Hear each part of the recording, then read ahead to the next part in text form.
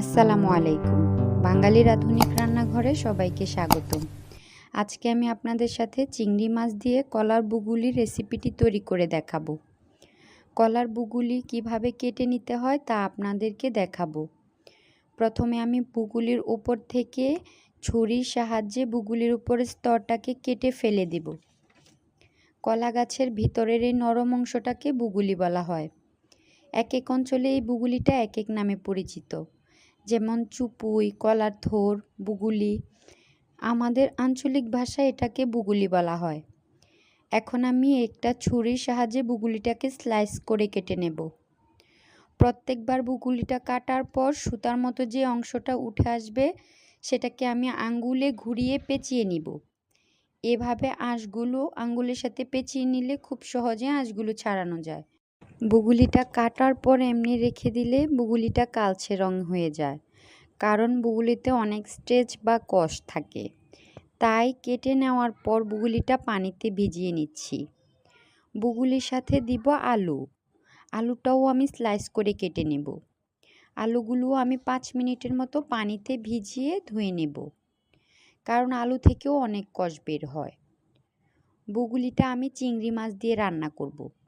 তাই আমি এখানে 100 গ্রামের মতো ছোট চিংড়ি মাছ কেটে পরিষ্কার করে নিয়েছি।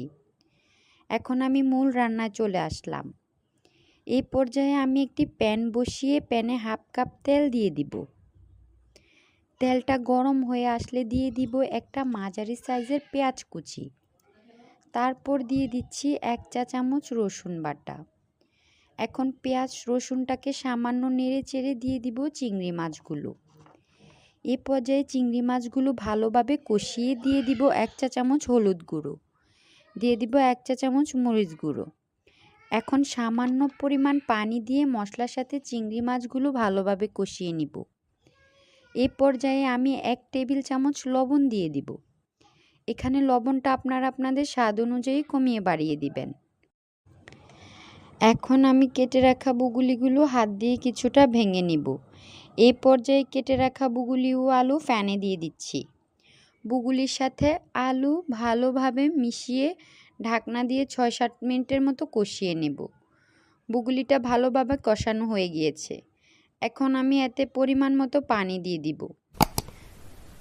বুগুলিতে বলক উঠে আসলে আমি এতে কেটে রাখা কুমড়োর শাক অ্যাড করে দিলাম। এখন আমি বুগুলিতে 7-8টা কাঁচামরিচ দিয়ে দিব। এখন দিয়ে দিব কয়েক টুকরো টমেটো। ঢাকনা দিয়ে ঢেকে রান্না করব 5 মিনিটের মতো। আমার বুগুলি রান্নাটা হয়ে গিয়েছে। আমার বুগুলি রান্নাটা ভালো লাগলে অবশ্যই বাসায় ট্রাই করে দেখবেন। আর আমার এই রান্নাটা ভালো লাগলে অবশ্যই আমার চ্যানেলটি সাবস্ক্রাইব করে দিবেন ও পাশে থাকা বেল আইকনটি ক্লিক করে দিবেন। সবাই ভালো থাকবেন, সুস্থ থাকবেন। আল্লাহ হাফেজ।